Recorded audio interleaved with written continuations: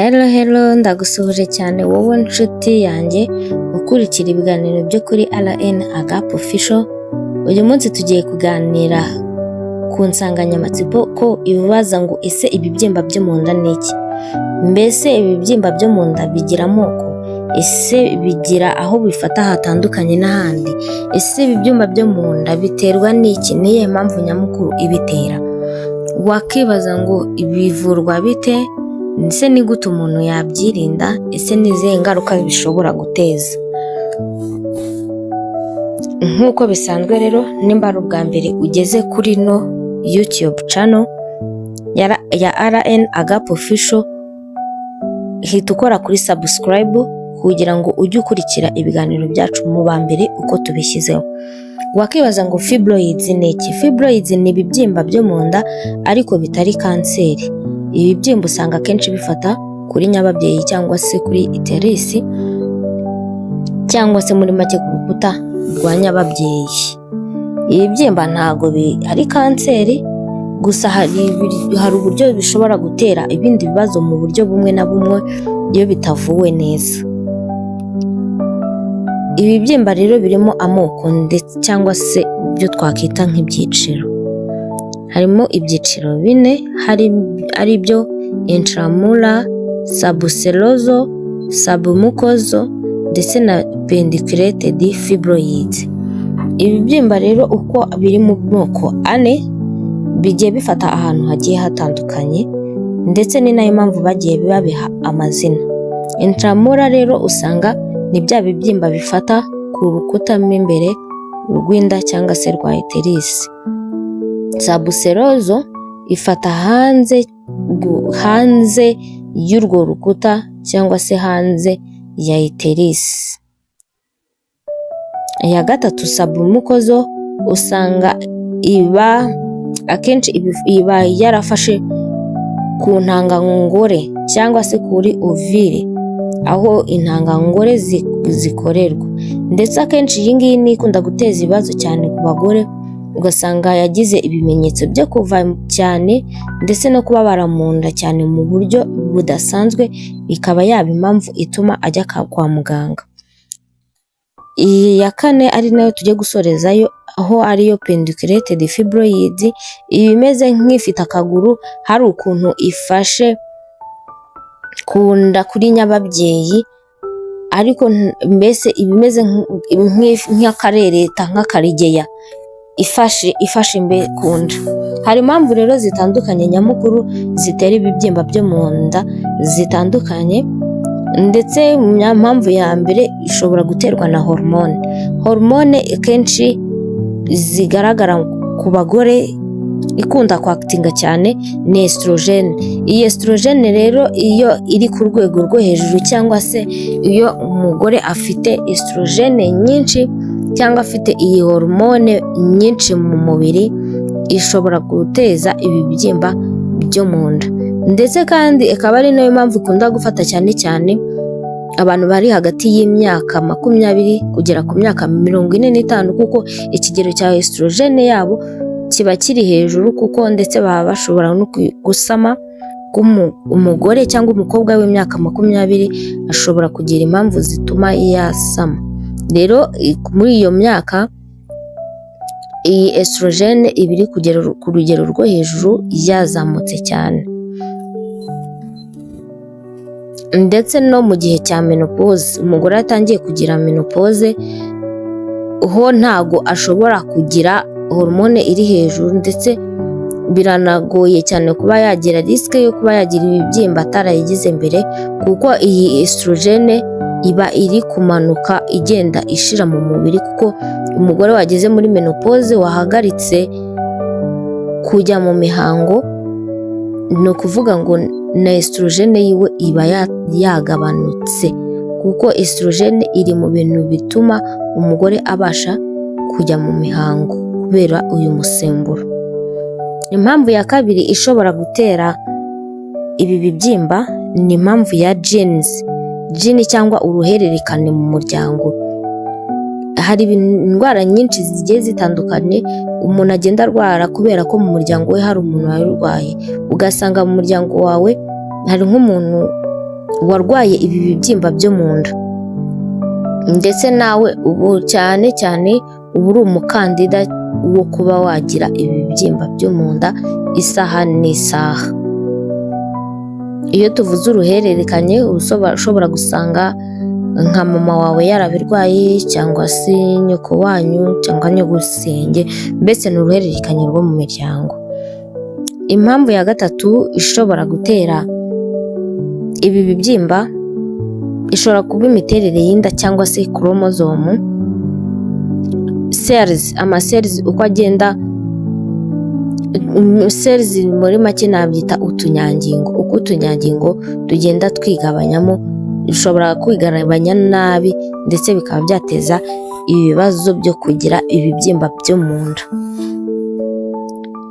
Hari impamvu rero zitandukanye z'ubuzima zishobora gutera bino bibyimba byo mu nda. Izi mpamvu zitandukanye, mu mpamvu ya mbere tubonamo ni obesity cyangwa se umubyibuho ukabije. Kubyibuha bikabije bishobora kuba zimwe mu mpamvu ushobora kugira ibibyimba byo mu nda.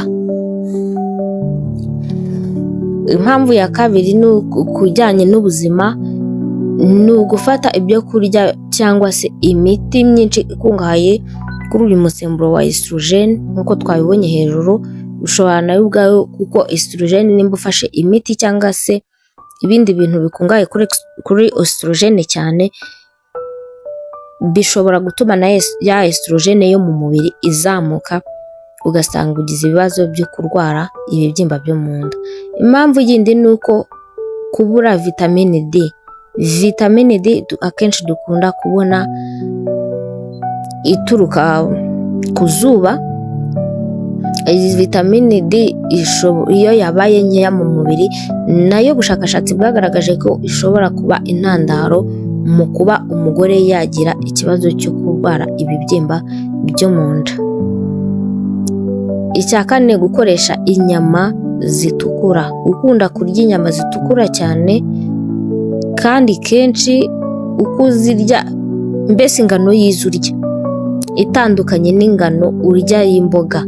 Mbese nta mboga ujya urya, nta mbuto urya, ariko ugasanga ukunda gufata izi nyama zitukura cyane zifite imyunyungugu myinshi, bishobora guteza cyangwa se bikaba bifitanye isano mu kuba wagira ibibyimba byo mu nda.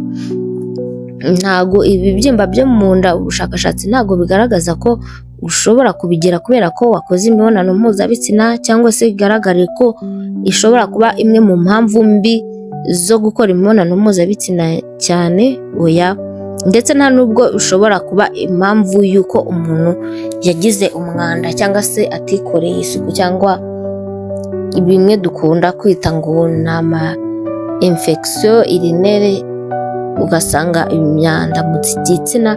Ntabwo ibingibi bishobora kuba impamvu nyamwamba yo kuba wavuga ngo niyo yanteye ibi bibyimba byo mu nda, ko twagiye turebera hejuru zimwe mu mpamvu z'ingenzi ubushakashatsi bugaragaza ko zishobora guteza ibibyimba byo mu nda. Wakwibaza ngo ibimenyetso by'ibi bibyimba byo mu nda ni ibihe? Ni ikihe gishobora kuzanyereka ko nagize ikimenyetso cy'uko nshobora kuba ndwaye ibibyimba byo mu nda? Ibimenyetso ni byinshi bitandukanye, harimo kujya mu mihango kenshi cyane mu buryo budasobanutse, cyangwa kuva mu buryo budasobanutse ukava cyane. Bishobora kuba imwe mu mpamvu ishobora kugaragaza ko ushobora kuba urwaye ibibyimba byo mu nda. Ndetse no mu bice by'ibi bibyimba ndetse n'ibyiciro byabyo, twabonye ko hari igifata ku maovire cyangwa se aho intangangore zikorerwa. Rero iyo yafashe hariya, twabonye ko ishobora kuba impamvu ndetse n'intandaro y'uko umugore yava cyane.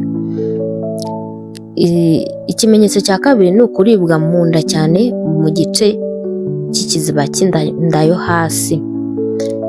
Icya gatatu, ushobora kumva mu nda huzuye cyangwa inda ikabyimba, ikaba ari impamvu ishobora gutera, ikaba ari bimwe mu bimenyetso bigaragaza ko ushobora kuba ufite ibibyimba byo mu nda.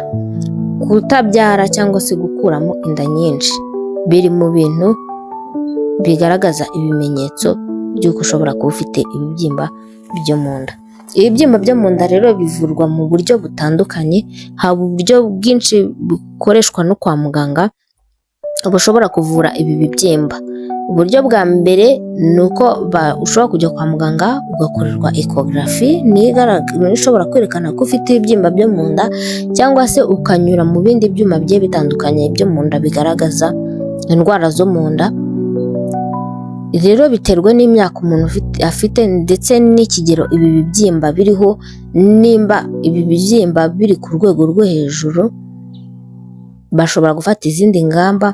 Mu gihe bitararengera cyane, umuntu akibasha kubyihanganira nta buribwe bukabije agira, bashobora kumuha painkiller cyangwa se ibinini bigabanya uburibwe. Uko iminsi igenda iza, iyo bidashize bakaba bakoresha ubundi buvuzi. Ubuvuzi bwa kabiri bukoreshwa n'ubuvuzi bwo gutanga imiti, ariho batanga painkiller cyangwa se imiti igabanya uburibwe, cyangwa se ugasanga batanze ibinini bishobora gutuma biriya bibyimba byo mu nda bigenda biyoyoka bikagera igihe bigashira. Uburyo bwa kabiri ni uguca imitsi iyobora amaraso kuri zino fibroids cyangwa kuri bino bibyimba byo mu nda, ku buryo bidakomeza gukura, kuko uburyo bigenda bibona amaraso mu buryo bishobora gutuma bikomeza gukura cyane. Uburyo bwa gatatu, ubushakashatsi bwagaragaje ko iyo bikomeye cyane ari ibibyimba byinshi batabasha kubaga kamwe bashobora gukoresha uburyo bwo gukora hysterectomy. Hysterectomy ni ugufata ya nyababyeyi cyangwa se iterisi yose bakayibaga bakayikuramo, nayo ni bumwe mu buryo bwo kuvura bino bibyimba. Ndetse tutibagiwe no kubaga, bakabaga ikibyimba kimwe bitewe n'aho kiri, bitewe n'ingano, bitewe n'uko bingana ufite, bakaba bakubaga bakabikuramo. Uburyo rero byakwirindwa ndetse n'icyo umuntu yakora kugira ngo yirinde kurwara bino bibyimba byo mu nda. Uburyo bwa mbere ni ukurya imbuto nyinshi ndetse n'imboga nyinshi. Kugabanya inyama zitukura. Twabonye ko inyama zitukura zishobora kuba zimwe mu mpamvu zishobora gutuma umuntu yarwara ibibyimba byo mu nda. Kugabanya inyama zitukura, ahubwo ukibanda cyane ku byo kurya bikungahaye ku ntungamubiri ndetse n'inyama z'umweru, kuko ubushakashatsi bugaragaza ko inyama z'umweru zikungahaye mbese ni ibiribwa byiza bikungahaye kuri vitamini nyinshi zigiye zitandukanye. Ndetse bishoboye, ubundi uburyo wabyirinda ni ukurya ibyo kurya bikungahaye kuri vitamine D, harimo za seleri n'utundi tuntu, ndetse no kujya ku zuba, biri mu bintu bikungahaye kuri vitamine D. Mu gihe kwa muganga banakubwiye ko vitamine D yawe iri hasi, ndetse bashobora no kuguha supplements cyangwa imiti, cyangwa se n'ibindi byo kurya mbese bino byo kurya by'ama supplements by'amafu bagura mbese bituruka mu nganda, biba bitunganijemo vitamine C. Ibi byo kurya nabyo ushobora kujya kwa muganga bakabikwandikira, ndetse akaba ari nabyo wafata mu gihe bakeneye ko vitamine D yawe yazamuka mu mubiri. Kugabanya ibiro. Gukora siporo bikurinda kugira obesity, kandi obesity cyangwa se umubyibuho ukabije twabonye ko biri mu bintu bishobora gutuma umuntu agira ibibyimba byo mu nda. Kugabanya inzoga. Ubishoboye wanazireka, kuko tuzi neza ko inzoga si ikintu cyiza, zitera indwara nyinshi, usibye n'ibibyimba byo mu nda, ngaho imivuduko ugasanga yazamutse, za diyabete, alcohol nyinshi mu nda, ndetse nubwo zitera n'amara. Mbese inzoga mu buzima busanzwe ubundi si nziza. Ubaye unabishoboye wanazireka, bibaye byiza wazireka, cyangwa se mu gihe utabishoboye ukagabanya izo wafataga, ikigero wafataga, cyangwa se muri make tunywe less. Ikindi kintu gishobora gutuma wirinda ibibyimba byo mu nda ni ukugabanya stress, imihangayiko, kuko twabonye ko stress iri mu bintu bishobora kuzamura, gutuma hormone cyangwa hormone zizamuka.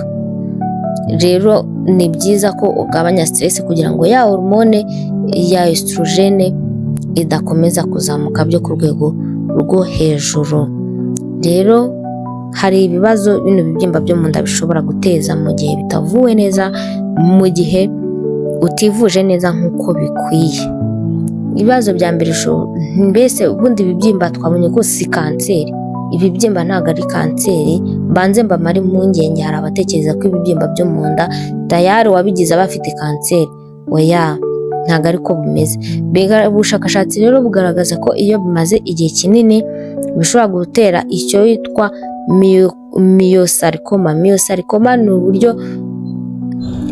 hagenda hiforoma cyangwa se umubiri amaserire agenda yiforoma, ugasanga aforumye ibintu biri abunomo cyangwa se bitari byiza, bikaba byateza timeri ishyira kanseri. Rero ni byiza ko ibibyimba nyabona mu gihe kwa muganga bakubwiye ko birwaye, jya kwivuza hakiri kare. Ivuza hakiri kare uko bishoboka kose. Icya kabiri, umuntu ufite ibibyimba byo mu nda no gusama biragorana cyane, ndetse bishobora no guteza miscarriage cyangwa se gukuramo inda mu gihe ufite bino bibyimba byo mu nda. Ku muntu utwite rero, ndetse n'iyo bibaye ngombwa ko atwita ugasanga arasamye afite bino bibyimba, agira ibibazo byo guhorana uburibwe bwo mu nda bukabije, kuko biba bimurya, ndetse akaba yanagira n'ibibazo byo kuba yava cyane bikabije, akajya ava kuko umwana uko akura agenda asunika imitsi imwe n'imwe yo mu nda, kandi kwa ko ufitemo bino bibyimba byo mu nda ikaba yanabitonika cyangwa se akabitsikamira, bikaba byatuma umubyeyi agira ibibazo byo kuva. Rero uyu munsi icyo ni ikiganiro nari nabateguriye kivuga ku bibyimba byo mu nda. Nizere ko mushize amatsiko, nizere ko ubu nta muntu uzongera kumva kwa muganga bamubwiye ngo basanze ufite ibibyimba byo mu nda ngo atangiye kurira ngo ndapfuye we, kanseri iranyishe. Oya, gusa kwirinda biruta kwivuza. Ni byiza ko bimwe twabonye uburyo bushoboka wakirindamo bino bibyimba byo mu nda, ubugerageje wagira ubuzima buzira umuze. Ibiganiro byacu byo kuri RN Agape Official nakagaruka. Ndabakunda cyane, ni ukuri. Nimba uri mushya ntugende udakoze kuri subscribe, kandi nimba uri umukunzi w'ibiganiro byacu, uri umukunzi wacu, gumaho tugumane. Uko dushyizeho ibiganiro ujye ubibona. Mbese nimba warakoze subscribe, kanda no kuri notification kugira ngo ujye ubona ibiganiro mu ba mbere. Ndabakunda cyane rero, ibiganiro byacu nakagaruka. Ciao ciao.